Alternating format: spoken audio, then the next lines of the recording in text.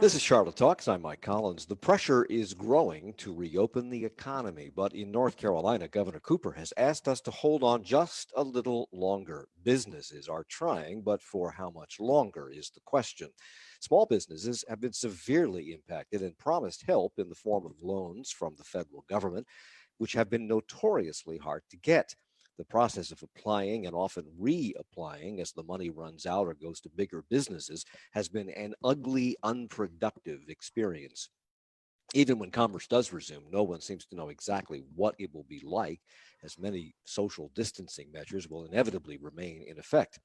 As businesses do everything they can to stay viable for that day when they can reopen their doors, we check in today to see how they're doing, hear about their experiences, about their plans for an uncertain future. Guess who's back? Tony Messia is back with us.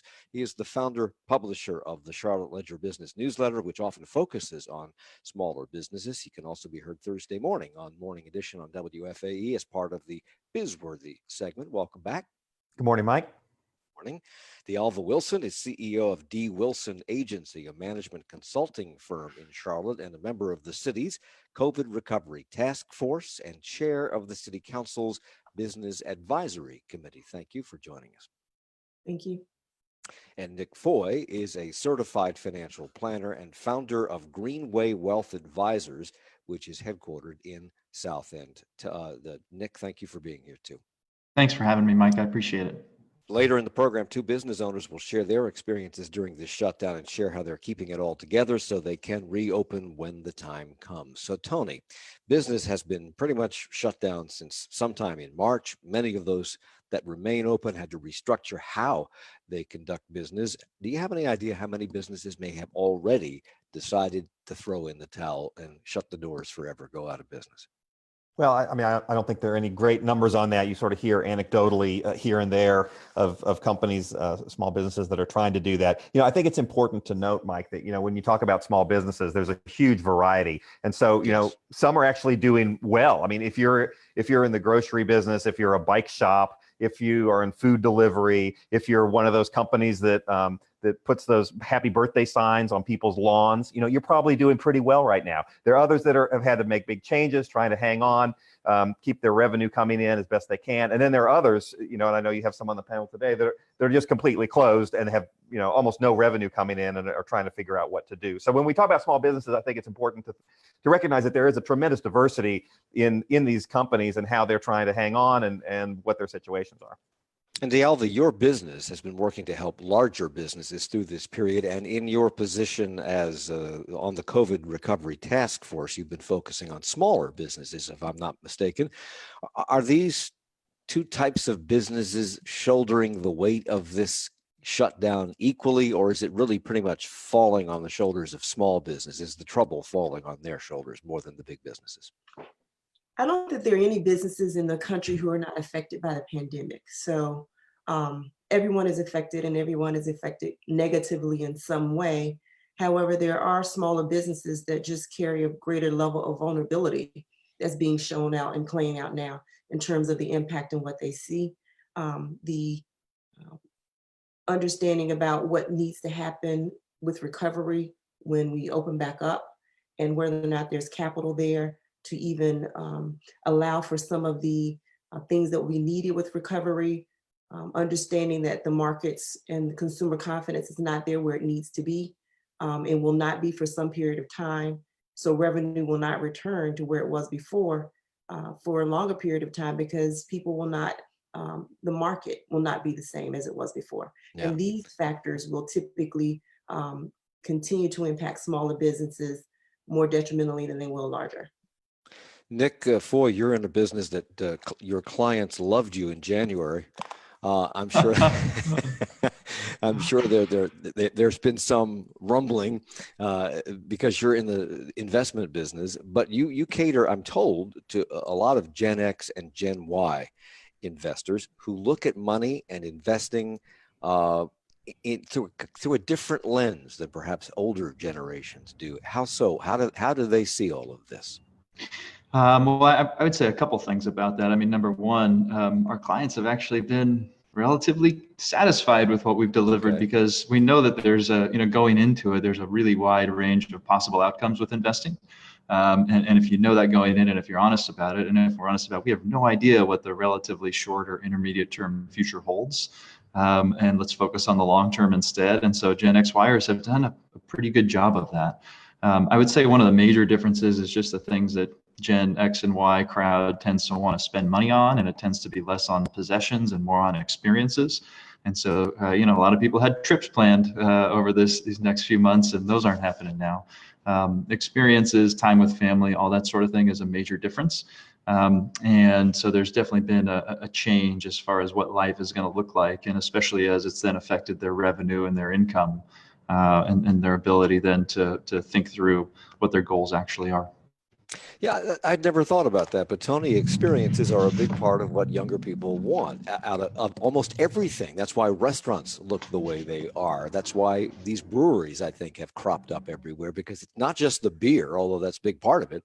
It is being in a group with everybody else in a beer hall environment or a beer garden environment. And right now, there are no experiences, businesses that depend on that. Tony, do you think they'll be coming back anytime soon? They'll open their doors, but they can't provide that experience. I think it's going to take a little while. I think, if you talk about the restaurants and breweries, even when they open, even if the most optimistic scenarios would have those starting to open by the end of May, but even when that happens, they're not going to be able to. They're not going to be packed. They're going to have to, abide by social distancing rules. Half of the, they might have to, block off half the tables. You talk about the events business. I mean, that's a huge, that's a huge industry here as well. I mean, I think we all know.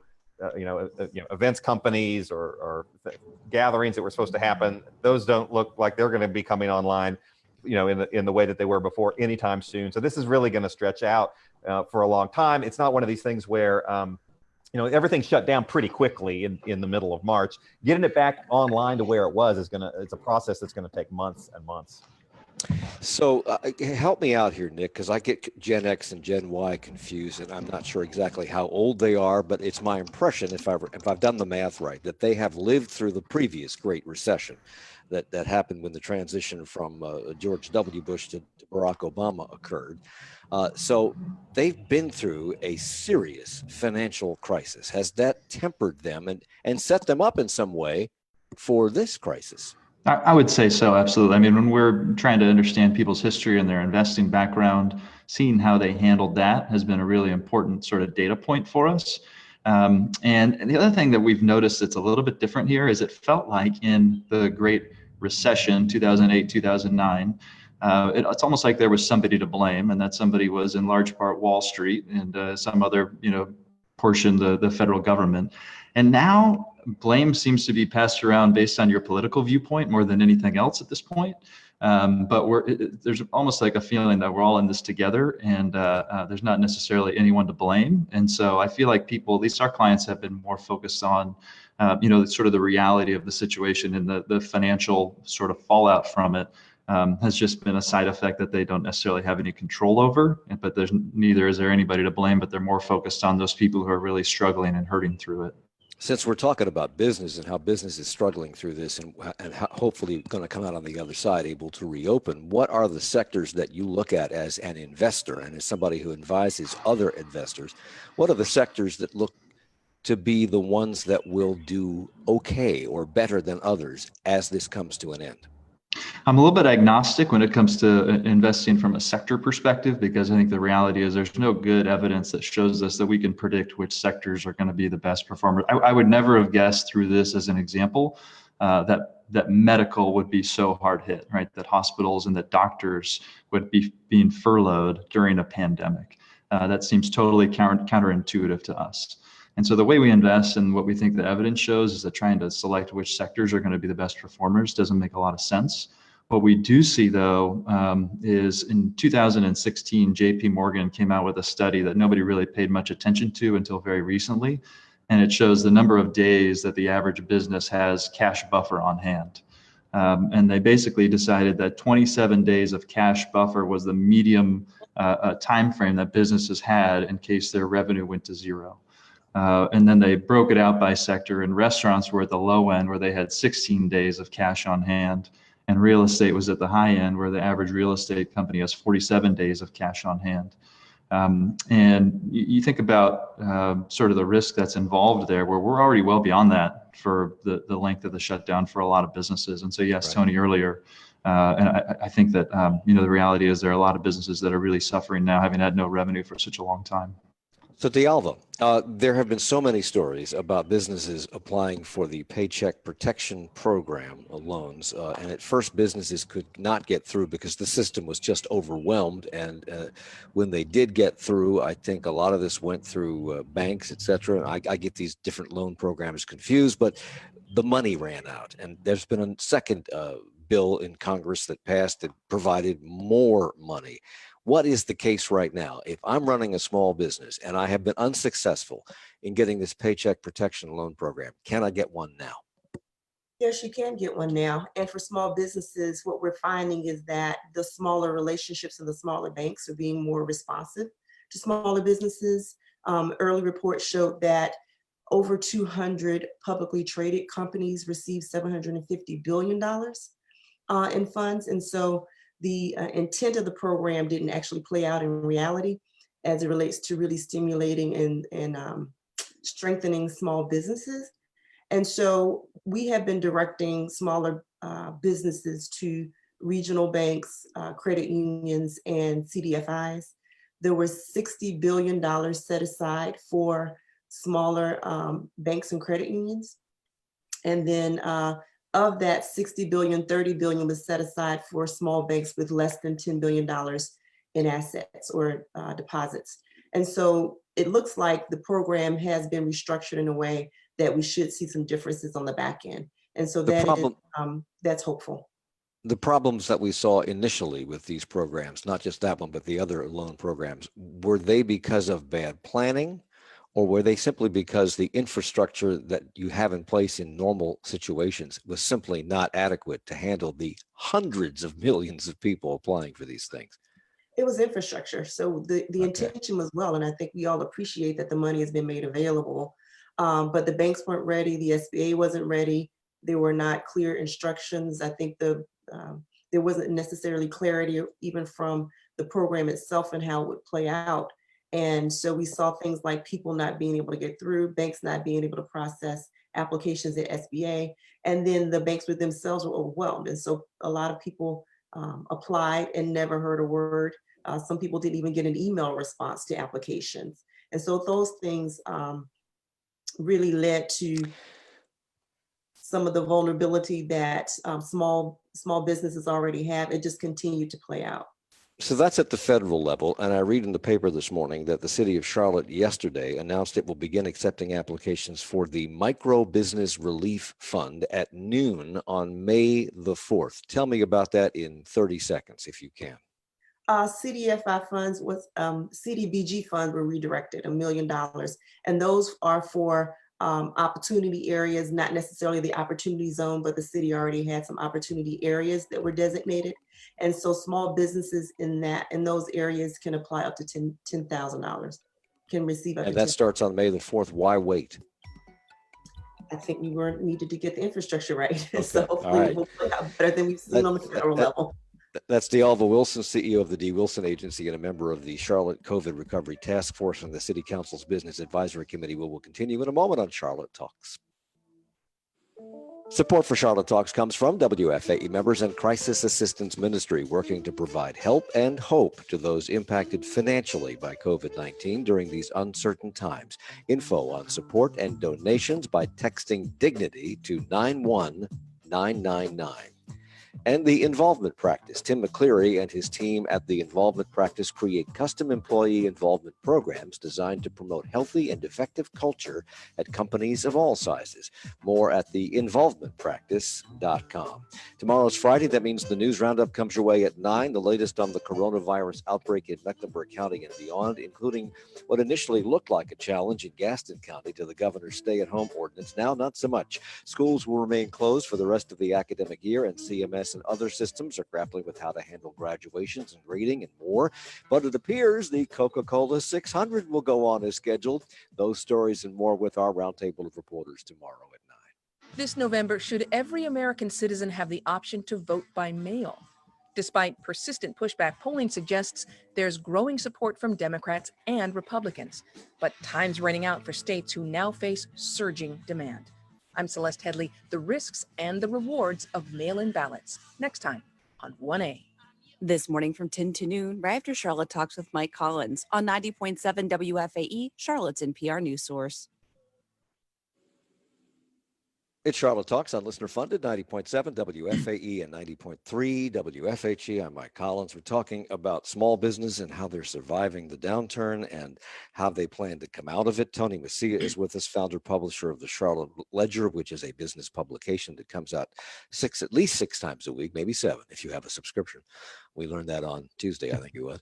D'Alba Wilson is CEO of the D. Wilson Agency and a member of the Charlotte COVID Recovery Task Force and a member of the City Council, I think the chair of the City Council Business Advisory Committee. Nick Foy is a certified financial planner and founder of Greenway Wealth Advisors. Tony, when you were on this program on Tuesday, we were talking about media in all of this and how media has been surviving through this downturn and the whole collapse of the funding that has been historically present in media companies. And one of the things that we talked about was how the Latino and the African American community have been bearing the brunt of not only the outbreak of the virus and the number of deaths associated with this virus, which were all associated with limited access to capital, limited access to healthcare, et cetera.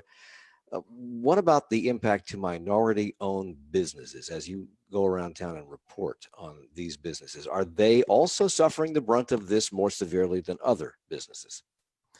I think it's hard to know for sure. I mean, I think certainly when you look at these Small Business Administration loans and how those were doled out, it tended to favor companies that had pretty good connections with their banks that had taken out loans. And I think maybe in some of these African American and Latino owned businesses, they might not have had those banking relationships that proved to be pretty effective for a lot of small businesses in getting that. So one of your guests the other day, Glenn Perkins, was saying he didn't know of anybody that had received one of those loans. I think in the African American community. So I mean, I think I think we'll probably see some numbers on that eventually, but I think it's not a stretch to think that maybe some of those businesses in those communities don't have that. I mean, it's traditionally been true. They don't have that access to capital, that a lot of other businesses have. And so, I mean, it wouldn't be surprising to see those same trends exacerbated.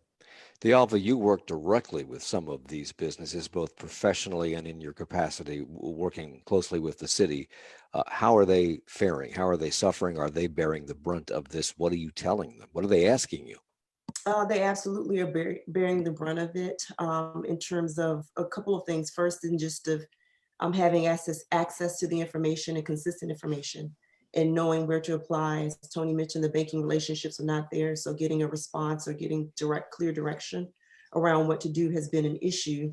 And then there has not been a lot of people, small businesses, minority businesses who've received the funds. So we will continue to see all of the disparities that we've seen before will continue to play out. As we see even in the second round, we'll see some disparities and gaps there, I'm pretty sure, from the SBA. One of the things that we've done is establish some grassroots efforts in terms of helping minority businesses and pointing them directly to CDFIs. And I created a partnership with Optus Bank in Columbia, South Carolina, specifically for that reason, to make sure that the people that were on our list, the businesses that were on our list, were prioritized and that the applications would be reviewed and considered at a minimum. And so will these minority businesses have a tougher time coming out of this than the average businesses? I believe they will. The baseline's not there. As Tony mentioned, nothing's changing. It's going to get worse. There's a joke in our community that when America gets the flu, we get pneumonia. And so that's typically what we'll see. It's unfortunate. And so that's why many of us are trying to be proactive and really be a little bit more hands-on with helping the outcome. Okay. So one of the first small business people we talked to when this first hit was a hairstylist who obviously has no, she can't cut hair anymore, and the salons all shut down by order, but they shut down voluntarily at first. Uh, that whole industry has been really particularly impacted by this. And even when businesses reopen, there are safety concerns among those who get their hair cut and those who cut hair about wanting to be, do they want to be that close to another person? Because it's an intimate experience. Damian Johnson is the co-founder with his twin brother Jermaine of No Grease, which has been in the hair business since 1997. They also operate a barber school, and he rejoins us. He's been on this program several times in the past. Damian, welcome back. Thanks for having me, Mike. You have been closed for a while. How are you keeping your personal economy going? Tapping into your reserves is been the thing. We've had a slow response from all the resources. So most of my barbers and just the business stuff has just had to tap into our reserves, our savings. So that's how we've been maintaining financially. How many locations do you have? I know you have numerous locations. Yeah, we have 7 locations, and then we have the barber school. Okay. Are you going to be able to maintain those locations after things start opening up, or have you gone, I don't want to get too personal, but have you gone through your cash to the point where some of these locations may have to close? No, fortunate for us, we will be able to maintain to reopen. We've had great relationships with all the property managers that we do lease out. We do own a few of our properties also, so we will be able to reopen and should maintain business. And what have you done to your employees? And I don't mean that you've done something to them, but what has happened to them? Have they, did you furlough them? Are they all private contractors, as many stylists are? How did that work for them? So most of all our barbers are independent contractors.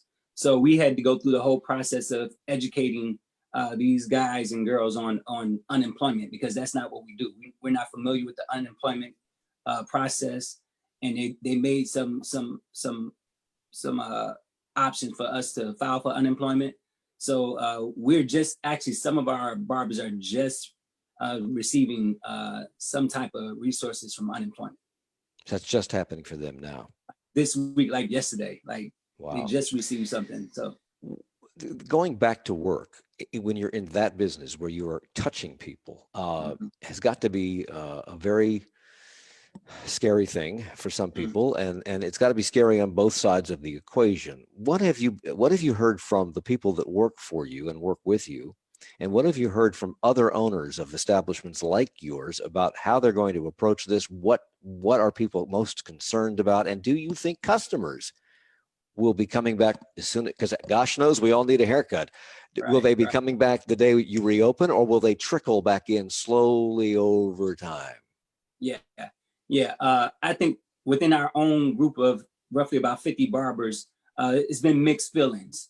Barbers and stylists have been trained to deal with viruses and diseases. I mean, we go to school for almost a year, and we're not, most of our time is not learning how to cut hair. Most of our time is learning about sanitation, disinfectant, learning different diseases in the scalp, the skin. So we're familiar with that part. We've always been exposed to, flus and viruses from the very beginning. So some of us are very comfortable. We're looking forward to going back to work. We're going to take all the practices that we need to do. But then you have the other half is just they're fearful, and it's going to be a slow process for some. As far as clients, some are motivated to get their hair cut, and some are not so motivated. And a lot of my peers in the business, they won't be reopening. Because you have said, I believe you said that you would open right now on a smaller scale if they would let you. What does that mean, a smaller scale? We'll do the social distancing, letting probably appointments only, having the barbers 6-7 feet, probably even further apart from each other. So we'll go half staff, so the barbers can distance themselves from each other.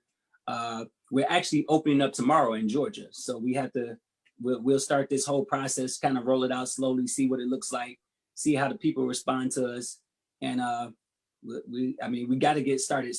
At some point, we just got to get started. Yeah, you are opening tomorrow in Lawrenceville, which is a suburb of Atlanta, north of Atlanta on I-85, which is not a good time to open, but I guess it was already on the books to do so. How much longer could you remain closed if you had to and still remain a viable business? As long as the lease managers and the owners of Simon Property, work with us, we'll be fine. We'll be fine. It's just good relationships. We had good relationships with people, so we could restart. We could go till June. We could go to June. Okay. Damian Johnson is the co-owner, co-founder of No Grease, which has been in business since 1997. And as we said, they're opening in Lawrenceville. So if you really need a haircut, you could drive down there tomorrow and get one. Damian, thank you for joining us. I appreciate it. Good luck to you. Stay safe. Okay. Nick, the money that has been coming into small businesses to help them tide themselves over during this is being distributed, or I guess that's the word, by banks. And banks are getting 1% of the loan value. And for some of these loans, that's a lot of money. I've read 6 figures or more just for doing the paperwork on this. Was that a good idea? Was that Congress just acting ignorantly about how this really might work? Wouldn't it have been better if there was just a flat fee attached to the loan process? Yeah, I mean, what they've essentially done is incentivize banks to handle those larger loans, and that's a problem because there are more smaller loans. There's a much larger volume of those, and more people that are affected by those. And so, what that has meant, I think the average fee I read in the first round of funding from the Paycheck Protection Program was about $2,100. So if Congress had just set a $2,000 flat fee and said, this is what you're going to get, no matter the size of the loan, I think that you would have seen banks act, a lot more judiciously in order to favor those smaller loans. So yeah, I mean, and you figure how quickly they had to set this up, and as a whole new program, and the SBA running just a giant program. One of the other things I've thought about is that a lot of the forms that companies are having to submit, one of them's a 941, which is their payroll form that they have to submit to IRS to show what their payroll history. IRS already had this information. But there's no coordination between IRS and SBA in order to say, hey, yeah, I authorize you to share this information and transfer it over, and here's the data that you already had access to as the federal government. And as quickly as they had to get this thing turned around, maybe that couldn't have happened anyway. But you just sort of imagine all the different options that might have existed out there. And I think the flat fee is an example of one that we missed the ball on. Tony, a lot of businesses have had to adapt in order to do at least a little business in this downturn. Restaurants are the things that come to mind, I guess, because they've gone through takeout and delivery from a dining room option. What are some of the other businesses who are adapting doing? How are they adapting? Yeah, I mean, they're all adapting in different ways. Yeah, when you think of the restaurants, like you mentioned, they're doing the curbside during the takeout. I mean, the other big movement is really toward everything online, and you've seen this, pretty much everywhere. That if your son or daughter goes to a tutor, well, guess what? They're going to do it on Zoom now and still try to charge you what they were charging you before. You see a lot of these events kind of moving online, so that's kind of been a big thing that a lot of businesses are doing, and it's really kind of remarkable in a sense that. It's hard to change is very hard in business a lot of times. And these businesses are having to make these changes just overnight, just in a matter of weeks. We're talking about, I mean, even you think, okay, well, breweries, you have your tap room is open one day, the next day it's closed. You say, oh, well, they can just sell it out the back door. Well, it's not, there's a lot that goes into that. You have to train your people, you have to maybe redo your website. You have to, educate your customers. You have to communicate. There are a whole bunch of steps that, we look at it and say, oh, well, they can just kind of do this very easily. And it's not really that easy. There's a lot of steps that are involved in trying to make those changes. And some businesses like movie theaters and bowling alleys, they couldn't do anything. They just had to close. But D'Alva, what are you hearing from the people that you work with in your business and or through the city, your work with the city? What kind of questions are you are you being asked? Are you helping people readjust their business model? Most of the questions are about capital and access to capital right now. So a lot of people are focused on recovery, but a lot of people are still focused on survival and making sure that they can maintain a viable business going forward. There is no after COVID right now for the foreseeable future. This is with us, this is a new way of being and living. And so a lot of the conversations have been about adjusting business models, looking at cashless transactions, anticipating consumer behavior going forward around their different markets and business models, and really understanding what is in their purview to do now and what they may need to grab in terms of adjustments to business models and also technology to make sure that they can continue to serve customers when they do return. Nick, you've been dealing with professionals who didn't anticipate that they would ever be furloughed or lay off. You just mentioned in the last segment that you're dealing with a lot of medical professionals who are being furloughed. Their pay is being reduced if they continue to work. Those jobs will come back when this is all over. But in the interim, what are they facing, these people? I think it's potentially a really significant issue when we look at, we think about doctors as being relatively high income, which they for sure are, but there are a lot of Gen X, Gen Y physicians who came out of medical school with a ton of student loan debt. And, they don't start working in a lot of cases until age 35 or later if they did a residency and potentially a fellowship. And so they've earned, $40,000 a year as a resident and maybe $70,000 a year as a fellow. And now all of a sudden they're earning $500,000 or $600,000 a year, which is really great, but they've got to go back and make up for all this lost time where they weren't saving. Loans. And they have a ton of student loans, to make up for. One client of ours, a couple who are both physicians, have in excess. When they started working with us, of in excess of $1 million in student loans, which is a pretty significant amount, and that was from undergrad, grad school, and then going to med school and financing the whole thing. And so you start with furloughing people like that who depend on that income just to service those loans, and it becomes a really significant hurdle for people to overcome. Yeah. And in professions where they, like you said, they didn't necessarily, a pandemic, you would have thought that medical would have been a great place to have a job, but because of the way this is all shaken out, that hasn't worked out like that so far. And Mike, I just want to make the point, I don't know that 100% of these healthcare jobs are going to come back. I mean, you're seeing in a lot of different industries, a lot of fundamental shifts in the way things are being done. We're seeing this big move toward telemedicine, and people are learning that, okay, maybe I don't actually have to physically go into the doctor's office anymore. And maybe that's great, and maybe that's more efficient, but there's a whole infrastructure that's set up based on everybody going into the doctor's offices. And so, and maybe the doctors and nurses, those jobs will probably come back, but some of these healthcare office jobs or other types of things, they might not really come back. We might be seeing a lot of fundamental shifts here. And so,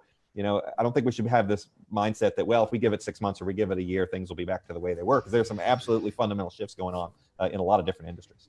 When we come back, we're going to talk about the fact that the governor has decided to open the economy in phases, what those phases will mean. And we're going to talk to another business owner who his business model has been completely flipped on its head in terms of serving customers and staying in business. And we'll get to that in just a moment as well. It's Charlotte Talks on 90.7 WFAE.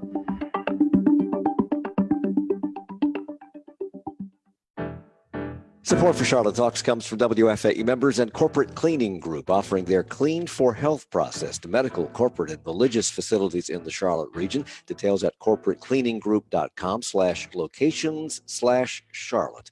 And Gardner Webb University announcing their new 10-month online Master's in Business Administration degree, now accepting applications at gardner-webb.edu/MBA10.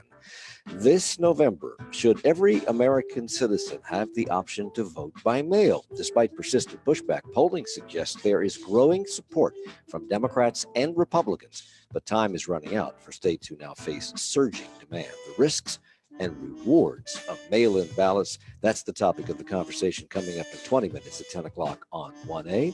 And we will continue our conversation about businesses in this COVID environment and how they might recover in just a moment. Stay with us. Hey y'all, this is Tommy Tomlinson. On this week's episode of Southbound, we talked to Todd May, a philosophy professor at Clemson, who is an advisor on the TV show The Good Place. You can find this and every episode of Southbound on Apple Podcasts, NPR One, and WFAE.org. Support for Southbound comes from Southeast Radiation Oncology Group. It's Charlotte Talks on WFAE and WFHE. I'm Mike Collins. We're talking about businesses surviving during the closure for COVID-19 and how they're going to come back if they can. Tony Messia is founder and publisher of the Charlotte Ledger. That's a business newsletter that comes out 6 days a week. D'Alva Wilson is CEO of the D. Wilson Agency and a member of the Charlotte COVID Recovery Task Force and chairman of the City Council Business Advisory Committee. Nick Foy is a certified financial planner and founder of Greenway Wealth Advisors. The governor has said, well, before I talk about the governor, Roger on Facebook writes, we own Key to Escape. That's an escape room in Statesville. You talk about experiences. They've been shut down now for 7 weeks. His perspective, he says, is unique. He says, we are not abiding by official opening orders, instead operating for safety and the good of our guests and the community at large. We have rent, we have payroll, we have bills, but we cannot open until it is safe. And we will watch the data to determine that. Already, June is canceled. It will be up to people. This is what I said a couple of weeks ago. You can have these arguments at the White House level, you can have them at the local level, you can have them in Raleigh, but it's going to be up to you and me, the people, to determine when they feel safe for all business and businesses to determine when they can provide a safe environment. So, Tony, the government announced last week that when we reopen, we'll do it in phases. And what are those phases and when do they begin? Sure. So Governor Cooper talked last week about 3 phases. Phase 1, which could start as early as May 9th, which is, I guess, a little over a week. That would say, okay, we're going to allow some other retailers to open. They have to follow social distancing guidelines. You're seeing South Carolina, already starting to do this. Other states starting to move that direction. We would still be asked to stay at home, work from home.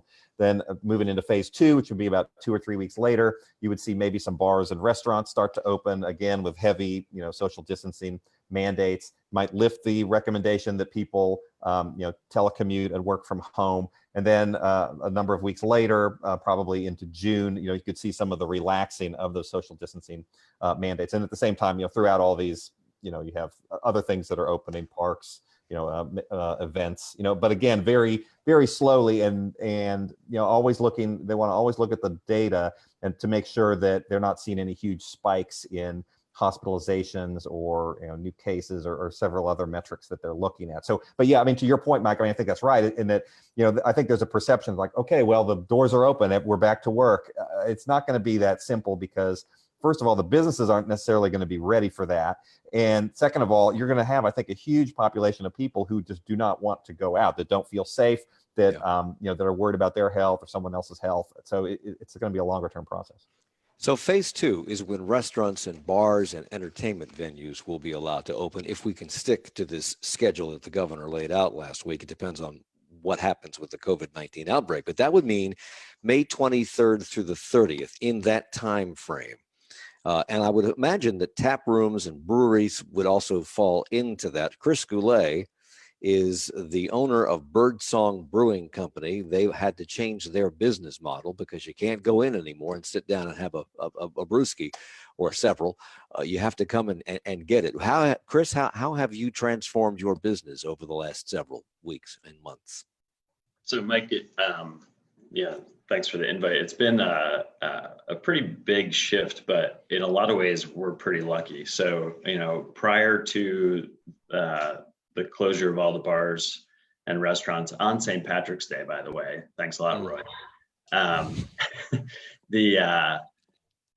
Our biggest sales channel was our keg sales out to bars and restaurants. That was our number one source of revenue. So that immediately went to zero, right? Our second biggest source of revenue was our tap room, where we sold beer in pints and to go to customers who came in. That was closed. So, what do you do? That's about 70 to 80% of what we normally sell. And so we had to adapt. And luckily, we were already in a position where we were delivering beer to grocery stores. You can't develop that overnight. Like Tony mentioned, that's not something you just turn on. That's a multi-year or at least several month process to really get that sales channel established. But luckily we already had that in place, and that took off. So that immediately was, the only place you could get beer was at the grocery store, right? So Right. Everybody was buying more beer and stocking up. They were afraid they were going to get stuck at home for, shockingly, weeks at a time.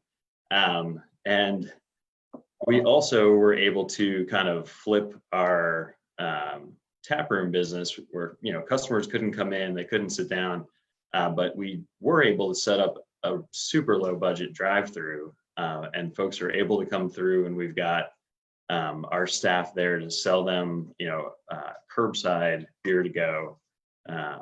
And we've been pleasantly surprised that, our customers have been really supportive and come through and bought a lot of stuff. How does that work? Given the ABC laws, this is not New Orleans where you can just carry your drink around in a paper cup on the street. So how does that work? You drive up, what do you put the beer in when I drive away with it? Because it has to be a Right. sealed container, doesn't it? Right. Yeah, it's all sealed containers. So it's only Okay. cans.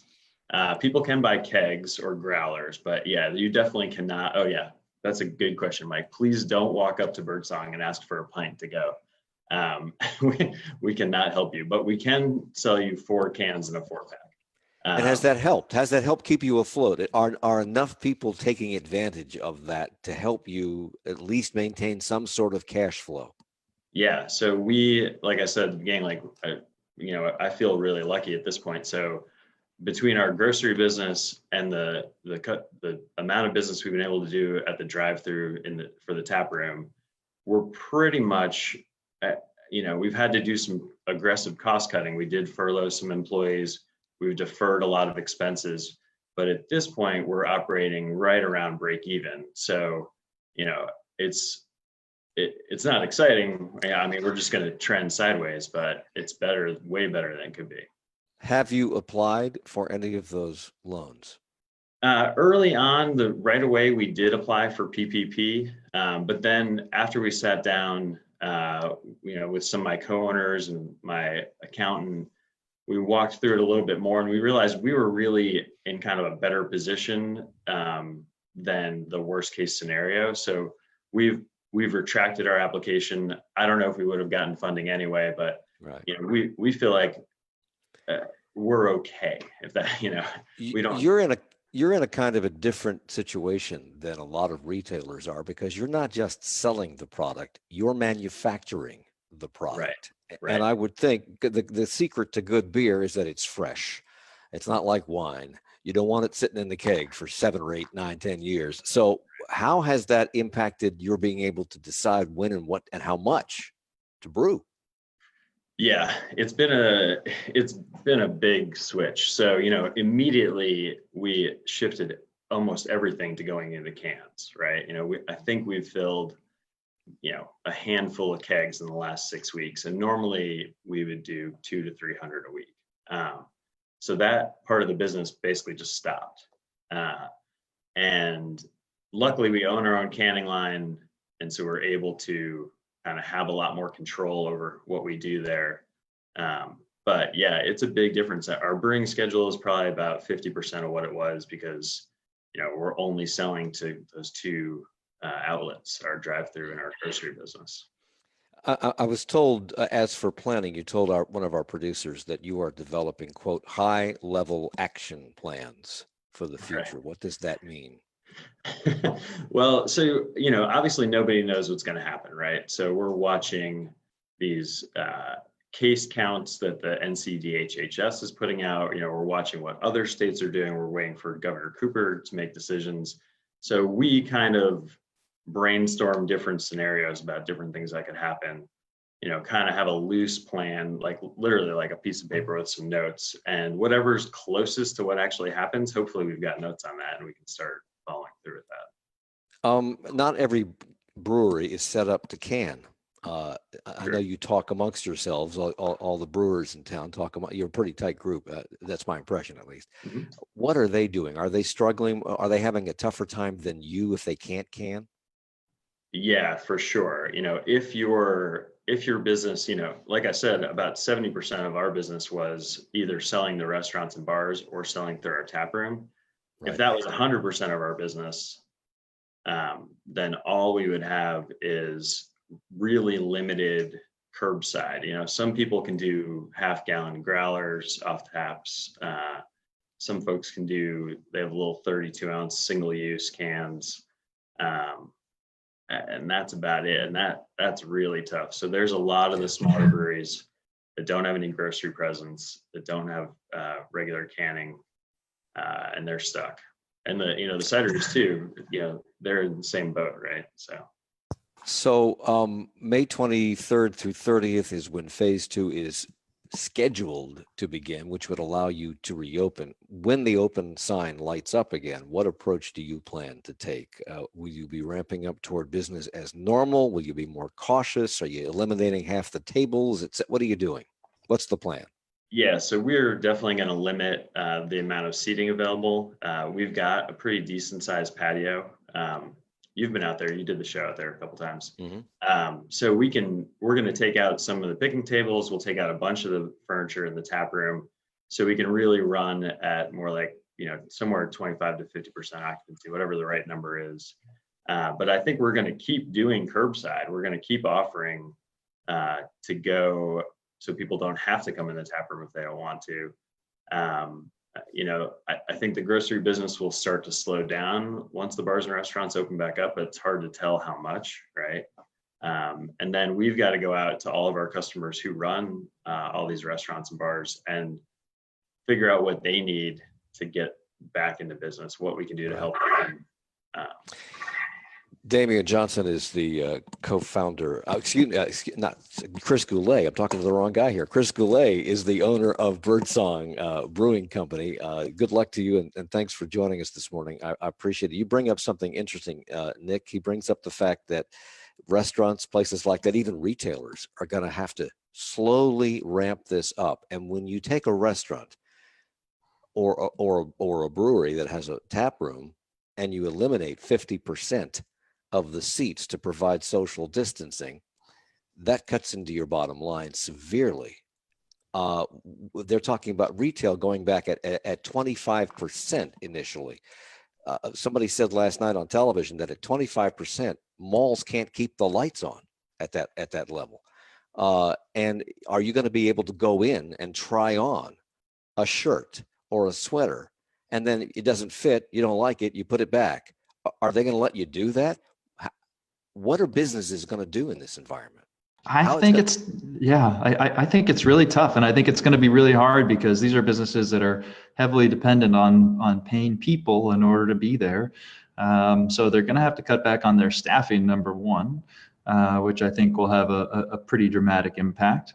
And I think that when you sort of start adding up all their expenses between staffing and keeping the lights on and power bills and utilities and all the other things on businesses that already have really tight margins, it's going to make it even more difficult. So, I just hope that the approach that we follow and what we decide to do is based on the evidence of what actually is happening out there. And I hope that, what we see hopefully ends up being better news than we expect at this point. Because I think Tony, it's going to be a struggle and it might change businesses. You talked about this morning on the Bizworthy segment with Marshall Terry, the fact that a lot of retailers, when they closed, they were selling sweaters and things for late winter, early spring. When they open, it'll be summertime. They've got all that merchandise on the shelves. What are they supposed to do with that? And are they going to be able to bring back their workers fast enough? Yeah, I mean, it's a huge challenge. I mean, there are just so many question marks. We don't even know. We're almost a week away from potentially some of these retailers being back in business, and they don't even know if they're going to be back in business. It makes it very difficult to plan. And it's interesting to hear Chris say, he's got several different scenarios written out on a sheet of paper. I mean, I'm guessing a lot of businesses don't do that. It's very difficult to know. I mean, how do you staff it? What's your inventory look like? Is your landlord going to make you pay full rent? Can you pay half rent? I mean, usually you can kind of track these things out and you have a pretty good sense of where things are going, maybe months ahead of time. But we don't even know what's happening next week. I mean, Right. it's very difficult. And on the inventories of clothes, yeah, that's going to depend. Some retailers are going to have that where, they shut down in March and they were offering one thing, and now they're opening in May and they haven't been able to get rid of that inventory. It's just there are a whole bunch of different logistical and legal headaches potentially. D'Alva, the answer by most governments, state, local, federal, has been money. Pump some money into this, offer money to businesses to keep them afloat. What else can the city do, or is the city thinking about or planning to do to help, like maybe loosening restrictions or changing zoning codes or regulations to help at least temporarily, to help these businesses get back on their feet? One of the things that we did as a small business advisory committee is we focused on policy for the city of Charlotte and tried to help influence some policies there that may not have been as favorable for small businesses during that time. They have considered many of those and adopted some of those as well. We're also looking at some participation goals and those types of things for small business, what's legal to do from that perspective. The Recovery Task Force is really focused on helping businesses understand recovery. So what are the top three things that can be done during the recovery standpoint?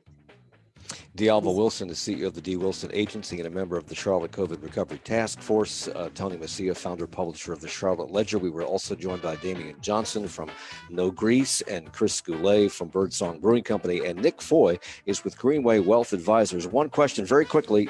Brian Moynihan, CEO of Bank of America, says that his analysts believe the country's economy won't fully recover till the end of 2021. What will that mean for investors? You have 10 seconds. The reality is at this point, there's so many unknowns that their analysts have no idea. There are so many unknowns, their analysts have no idea, neither does anybody else. And we stop there. Thank you very much. Charlotte Talks with Mike Collins is a production of 90.7 WFAE. Support for Charlotte Talks comes from Mazda of South Charlotte. Wendy Herkey is the executive producer. The senior producer is Aaron Keever. Our producer is Chris Miller. Our assistant producer is Jesse Steinmetz. Jennifer Warsham is our production assistant, and our engineer is Joby Sprinkle. For more information about Charlotte